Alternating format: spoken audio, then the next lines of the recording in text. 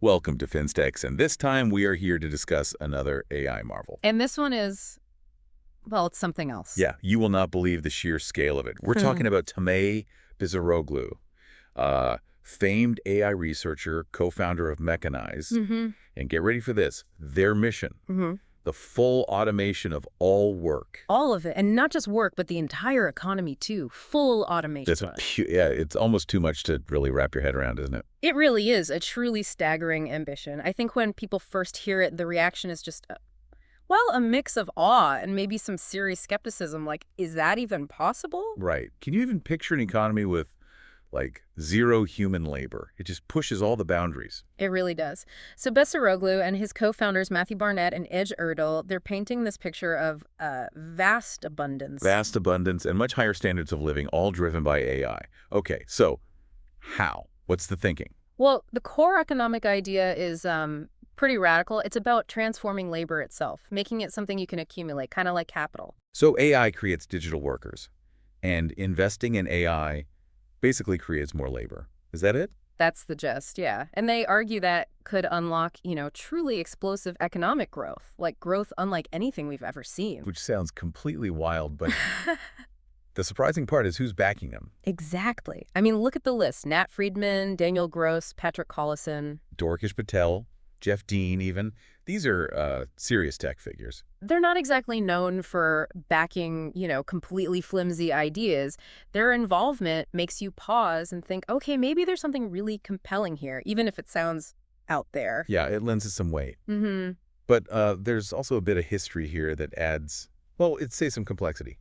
Bizaroglu used to be at Epoch AI, associate director. And Epoch AI had that controversy earlier this year, 2025, right, with the Frontier Math benchmark. Exactly. It came out that OpenAI had funded it and got early access. And, crucially, that wasn't disclosed until after OpenAI showed off its O3 model using those results. Which, understandably, raises some eyebrows, raises questions now, doesn't it? It does. Bizaroglu called it a mistake in transparency, mentioned being contractually limited. Right, but you can see why some people might wonder, is Mechanized purely about this huge economic shift? Or is it also perhaps a way to accelerate AI capability development, just wrapped in this, grand economic narrative? Yeah, the timing, the players involved. Yeah. It makes you wonder about the underlying drivers. In that Epoch situation, it wasn't minor. It became a real problem for them. A big reputational hit. Apparently, some of the mathematicians who worked on Frontier Math, I think 6 of them, they had no idea OpenAI had that kind of privileged access. Wow. And they might not have participated if they'd known. Imagine that feeling, thinking you're contributing to impartial research. Only to find out it was sort of being used to boost a major company's model reveal. Yeah. Not great. An Epoch director apparently called it a comms crisis online. A comms crisis, yeah.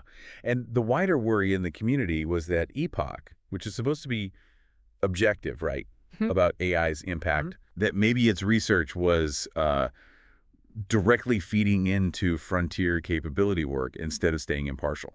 That erodes trust. It definitely does. Independence is crucial for organizations like that. Okay, but let's pivot back to Mechanize itself.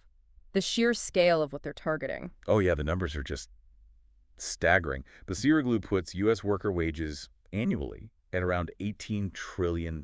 18 trillion. And globally? Globally, wait for it, $60 trillion. $60 trillion. That's the prize they're aiming for. Yeah. To fundamentally change an economic landscape worth $60 trillion a year through automation, it's, overwhelming. It absolutely is. And their starting point is interesting, too. They're not immediately tackling, say, construction or manufacturing with complex robots. No, they're going after white-collar tasks first, right? The kind of knowledge work lots of us do. Exactly. And the long game seems to involve creating these, virtual work environments, simulations. Where AI agents can learn jobs through reinforcement learning. Yeah, precisely. Like building a virtual workforce from the ground up, learning task by task in these simulated worlds. Which ties into stuff we already see, economically speaking.